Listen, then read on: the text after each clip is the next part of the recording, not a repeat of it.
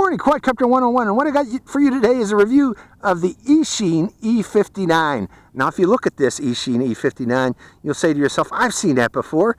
Yeah, this is the JJRC H345 JJ2 model. If you remember correctly, I just recently reviewed the JJRC H345, and it was a dual package. You get two quadcopters, you get a little DJI Spark clone, and you get a little DJI Mavic clone.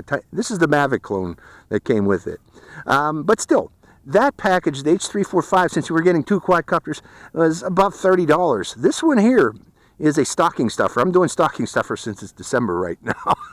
This is a stocking stuffer. This one costs $15, so very reasonably priced.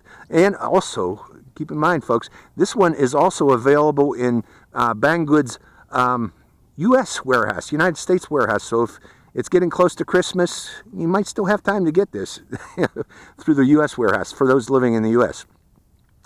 Let's go over the quadcopter. It is a little folding quadcopter, as you can see. You unfold it like so. It has a little 200 milliamp hour battery to power it. I don't know, I can't remember how much flight time I got out of it on the original flight that I did of the 345, but there you go. There it is opened up.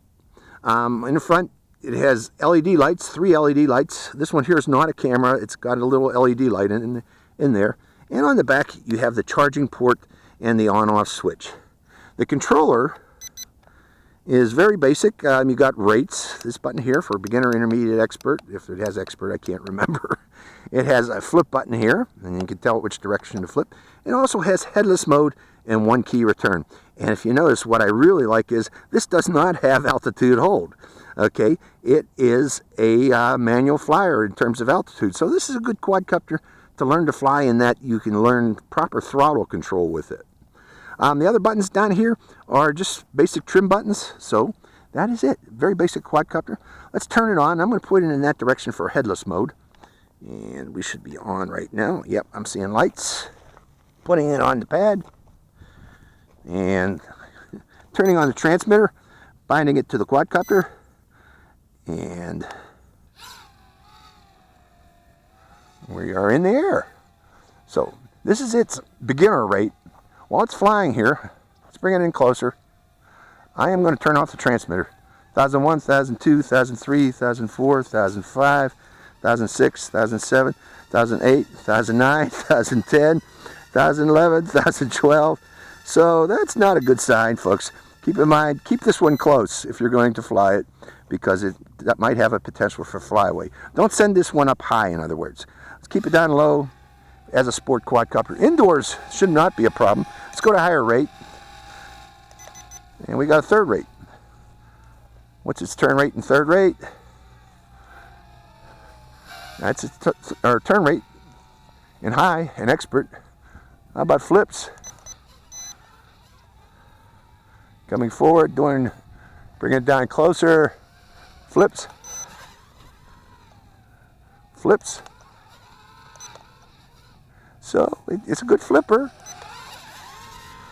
Mainly meant for indoor flying, I'm guessing, because of that, that flyaway potential there. But if you could also fly it outdoors if you keep it close. Now I'm noticing a little bit of a drift. Let me land it for a second here on the pad. Get it on its pad.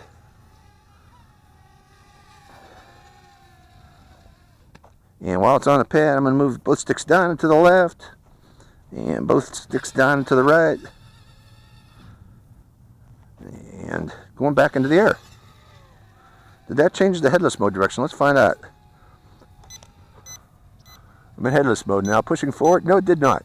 So if you want to fly headless mode, pulling back, notice I'm backwards. I'm going backwards now. Its lights are flashing in headless mode. Just going to the right, going to the left. And let's do yaw turns while we're flying in headless mode. Pulling back, bringing it down close to us. So that's headless mode for you. Let's try the 1 key return going out. Right about there, 1 key return. Coming back. Not very high speed for 1 key return. Coming out of headless mode. Going back up this way again. Going to higher rate. Going right about there. Pressing 1 key return. And there it comes back. Don't depend on that one key return to bring it back to you, folks. All it does, remember, is fly backwards. The opposite direction it was pointed when it took off.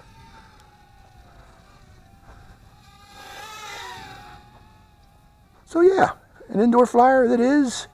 Reasonably good indoor flyer, I guess. For those who like to flip, it can flip.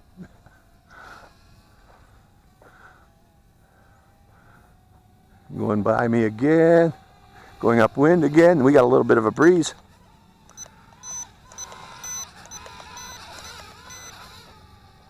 So there you go. You know, stocking stuffer under $15. I think it's $14.99 to be truthful or exact. But stable flyer. And a little pocket quadcopter too. It gets tiny when you fold it up. And that 200 milliamp hour battery is giving it a good flight time.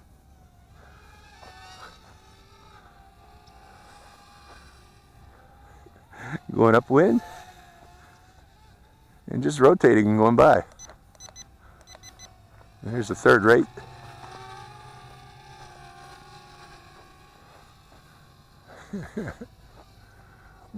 There's high rate here.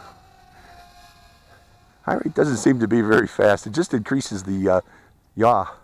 Seems to increase the yaw mostly. Beginner yaw, intermediate yaw, expert yaw. And I'm getting a thumbnail if you haven't guessed, folks. Trying to get a thumbnail.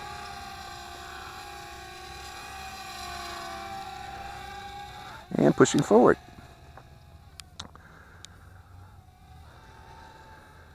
Every December you see a lot of these little toy ones come out with under $20, or this year they're under $15, which is great.